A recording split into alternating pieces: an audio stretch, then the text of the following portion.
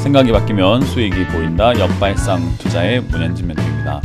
자, 오늘도 많은 종목들이 급등하고 있고 많은 종목들이 급락하고 있는데요. 이런 시장 속에서도 상한가에 들어간 종목들 체크해보면 우리가 가야 할 길이 보일 것 같습니다. 도움이 된다면 좋아요와 구독 그리고 알람 설정까지 반드시 부탁드리고요. 그리고 역시나 이번 주 화요일이죠. 오늘입니다. 오늘 7시에 여러분들과 무료 강연 준비했으니까요. 많은 분들 오셔가지고 또 좋은 이야기 듣고 가시면 어떨까라는 이야기 드려볼게요. 자, 일단 오늘도 시장에 대한 이야기를 먼저 한번 해보고 출발할 텐데, 시장 어떻게 움직이고 있는가 체크 한번 해보니까 이도저도 아닌 것 같아요. 지금 올라가지도 못하고 내려가지도 못하는, 계속 우리가 관망해야 되는 시장의 흐름 진행이 되고 있죠.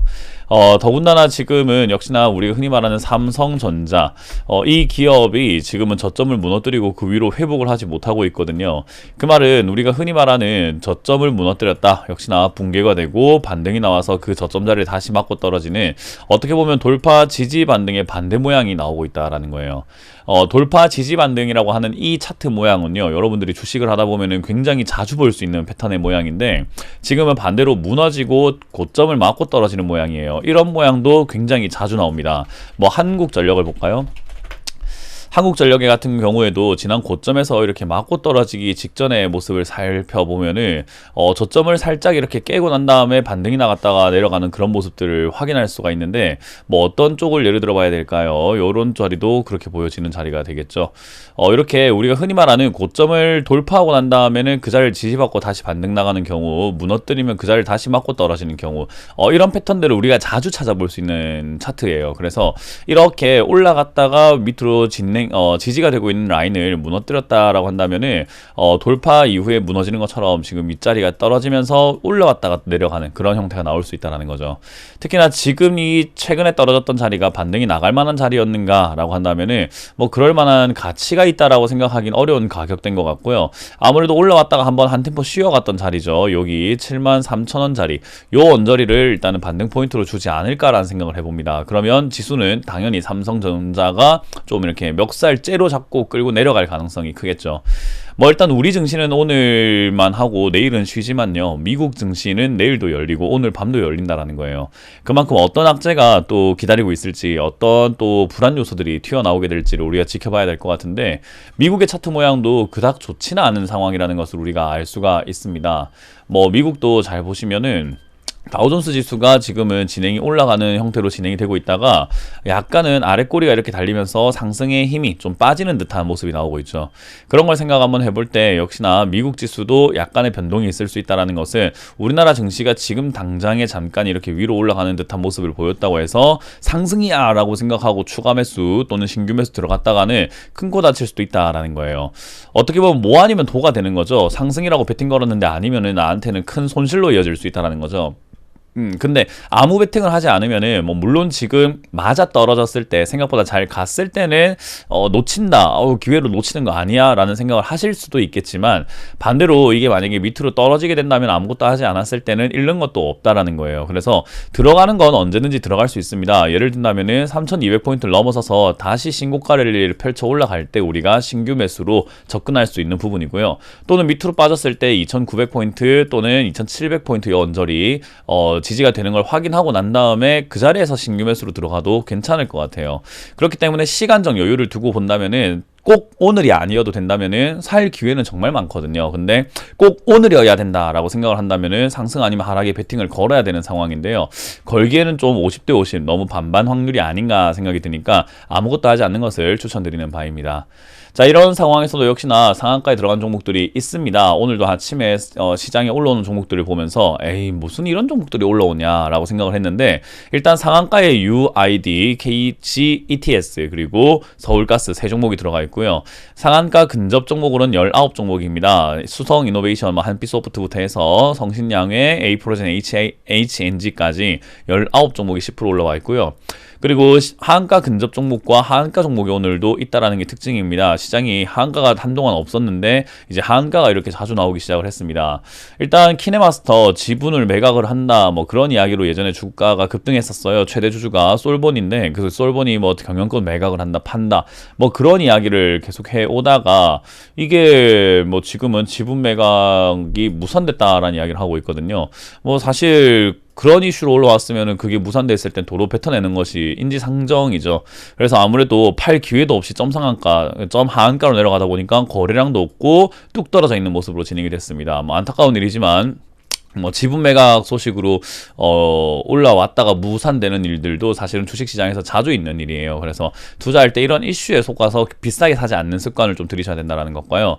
그리고 이제 솔본 역시나 대주주니까 아무래도 이렇게 같이 빠지는 것이 맞는 것 같은데 얘는 그나마 뭐 떨어지지 않고 잘 버텨주고 있는 그림인 것 같습니다. 18.9%대에서 크게 움직이지 않고 좀 이렇게 비리비리한 움직임을 보여주고 있고요.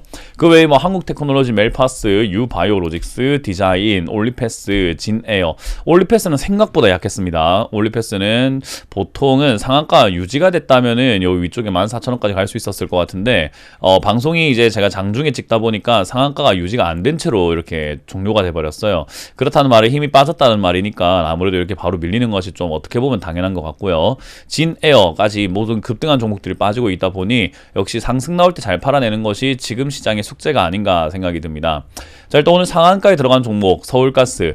제 역발상 투자라는 영상을 좀 자주 보신 분들은 다 아실 거예요. 서울가스는 품절주다라는 거. 이거는 주식 발행수가요, 지금 500만 주밖에 되질 않습니다. 그래서 주식 유통 물량이 굉장히 적은 종목이고요. 500만 주가 발행이 되어 있는데 70% 이상의 물량이 거의 한 80%에 가까운 넘어가는 그런 물량들이 거의 묶여 있다라고 보면 돼요. 그래서 유통되고 있는 주식 수가 많지 않다 보니까 오늘도 거래량이 9만 주밖에 되질 않는다라는 거죠. 그래서 평소에도 거래가 없다 보니까 윗꼬리 아랫꼬리가 정말 많이 달리고 그리고 뚝뚝뚝뚝 이렇게 움직이는 모습, 약간 분봉을 보는 듯한 느낌도 주게 되는데 차트가 이렇게 어설프게 움직이고 있는 이유는 거래가 많지 않기 때문이다. 그래서 이런 거 잘못 잡게 되면은 이제 한동안 고생을 하게 되거나 탈출이 불가능할 정도로 심각한 상황에 빠질 수 있으니까 조심하셔야 된다라는 조언을 드리고 싶고요. UID는 이제 거래 정지 이후에 오늘은 또 이렇게 급등하고 있습니다.